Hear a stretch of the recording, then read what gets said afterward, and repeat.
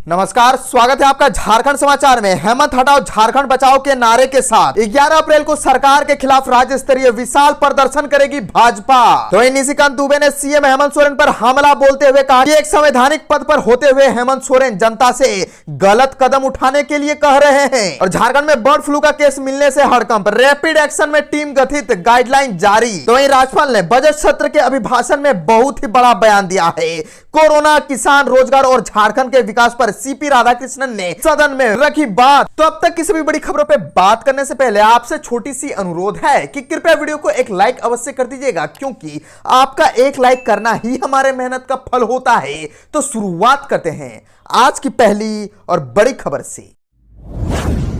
इस वक्त की बड़ी खबर झारखंड से आ रही है, जहां हेमंत हटाओ झारखंड बचाओ नारे के साथ 11 अप्रैल को सरकार के खिलाफ राज्य स्तरीय विशाल प्रदर्शन करेगी भाजपा। दरअसल भाजपा 11 अप्रैल को राज्य सरकार के खिलाफ प्रदर्शन करेगी। पार्टी ने हेमंत हटाओ झारखंड बचाओ का नारा दिया है। प्रदेश कार्यालय में वरीय पदाधिकारियों और विधायकों की बैठक में इस बाबत रणनीति बनी। बैठक में पार्टी के सांगठनिक कार्यक्रमों के साथ राज्य सरकार के खिलाफ राज्य स्तरीय विशाल प्रदर्शन की घोषणा की गई। प्रदेश अध्यक्ष दीपक प्रकाश ने बैठक को संबोधित करते हुए कहा कि भाजपा कार्यकर्ता को अब चुनाव की तैयारी में जुट जाना चाहिए। सभी को अब अपने कार्यों की गति चौगुनी करनी होगी। उन्होंने कहा कि बूथ सशक्तिकरण अभियान के साथ अन्य संगठनिक कार्यक्रमों को तेजी से धरातल पर उतारना है। साथ ही जनप्रतिनिधियों से भी आह्वान किया कि पार्टी के कार्यक्रमों में उनकी भागीदारी सुनिश्चित हो। संगठन और जनप्रतिनिधि एक सिक्के के दो पहलू है। और यही नहीं, उन्होंने कहा कि सरकार अपनी नाकामियों, विफलताओं से घिरती जा रही है। सरकार को अब एक धक्का देने की आवश्यकता है। कार्यकर्ता हेमंत हटाओ झारखंड बचाओ अभियान में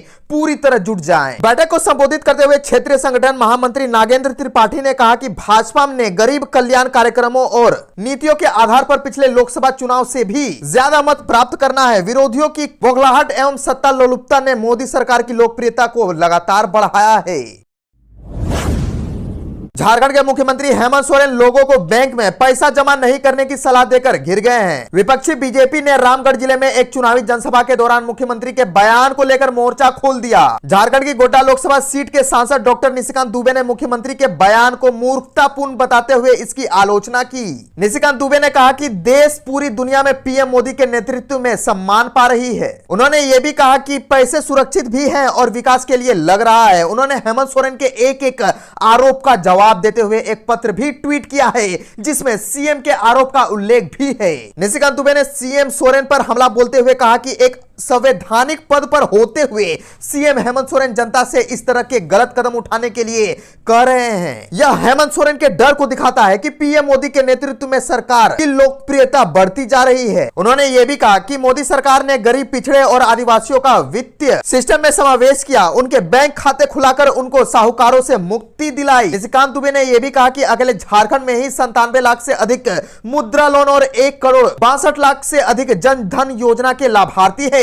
उन्होंने यह भी कहा कि पहले मनरेगा के पैसे ठेकेदार और सरकारी तंत्र के लोग खा जाते थे, अब डीबीटी से पैसा सीधे लाभार्थी के खाते में पहुंच रहा है। झारखंड के राज्यपाल ने बजट सत्र के अभिभाषण में बहुत ही बड़ा बयान दिया। कोरोना, किसान, रोजगार और झारखंड के विकास पर सीपी राधाकृष्णन ने सदन में बात रखी। झारखंड विधानसभा का बजट सत्र शुरू हो चुका है। पहले दिन के सत्र में राज्यपाल सीपी राधाकृष्णन ने अपने अभिभाषण में कहा, राज्य सरकार के कोरोना से लड़ने के लिए बनाई गई नीतियों की तारीफ की। उन्होंने कहा, सरकार ने जितना काम कोविड रोकथाम, कोविड अनुकूल व्यवहार और अस्पताल प्रबंधन के लिए किया, उतना ही काम गरीबों की रोजी रोटी, बच्चों की शिक्षा, युवाओं के रोजगार, विकास के काम और जन कल्याण की योजनाओं को जमीन तक पहुंचाने के लिए भी किया है। कोरोना काल के दौरान प्रति व्यक्ति आय में वृद्धि हुई, जो दिखाता है कि झारखंड में असीम संभावनाएं हैं। राज्यपाल ने किसानों का जिक्र करते हुए कहा कि राज्य सरकार कृषि ऋण माफी योजना के माध्यम से किसानों को लाभ पहुंचा रही है। किसानों को सहयोग देने के लिए कई काम किए जा रहे हैं। किसानों के लिए कई तरह की स्कीम शुरू की जा रही है। वैसे इलाके जहां सूखा है, वहां भी किसानों को सहयोग देने के लिए हाथ आगे बढ़ाया। किसान क्रेडिट स्कीम के तहत भी किसानों को लाभ पहुंचाया जा रहा है। राज्यपाल ने अपने अभिभाषण में आर्थिक विकास दर के आंकड़े भी रखे। राज्यपाल ने अभिभाषण के खत्म होने के बाद यह भी कहा कि मेरी हिंदी बहुत अच्छी नहीं है, अगर मुझसे कोई गलती हो गई हो तो माफ करें। राज्य सरकार मत्स्य पालन को प्रोत्साहित करने के लिए भी काम कर रहे हैं। रामगढ़ उपचुनाव मतदान हुआ समाप्त। सुरक्षा के पुख्ता इंतजाम के बीच हुआ मतदान। 2 मार्च को 18 उम्मीदवारों के किस्मत का फैसला होगा। दरअसल रामगढ़ विधानसभा उपचुनाव समाप्त हो चुका है। सुबह 7 बजे से वोटिंग शुरू हो गई थी। कांग्रेस बीजेपी आजसू संयुक्त उम्मीदवार सहित 18 प्रत्याशी चुनावी मैदान में किस्मत आजमा रहे हैं। मतदान सुबह 7 बजे से शाम 5 बजे तक चला। वहीं काउंटिंग 2 मार्च को की जाएगी। रामगढ़ विधानसभा क्षेत्र के इस उपचुनाव के लिए 405 मतदान केंद्र बनाए गए थे। इनमें 244 मतदान केंद्र अति संवेदनशील, 114 संवेदनशील व 47 सामान्य मतदान केंद्र हैं। रामगढ़ उपचुनाव में रामगढ़ चौक स्थित 58 बालिका विद्यालय के बूथ नंबर 1 और 2 में हंगामा हुआ। यहां कांग्रेस और आजसू के कार्यकर्ता आपस में भिड़ गए। वे वोटिंग प्रभावित करने का आरोप एक दूसरे पर लगा रहे थे। सूचना मिलते ही पुलिस पहुंची और मामला को शांत कराया। उसके बाद वोटिंग को संपन्न कराया गया।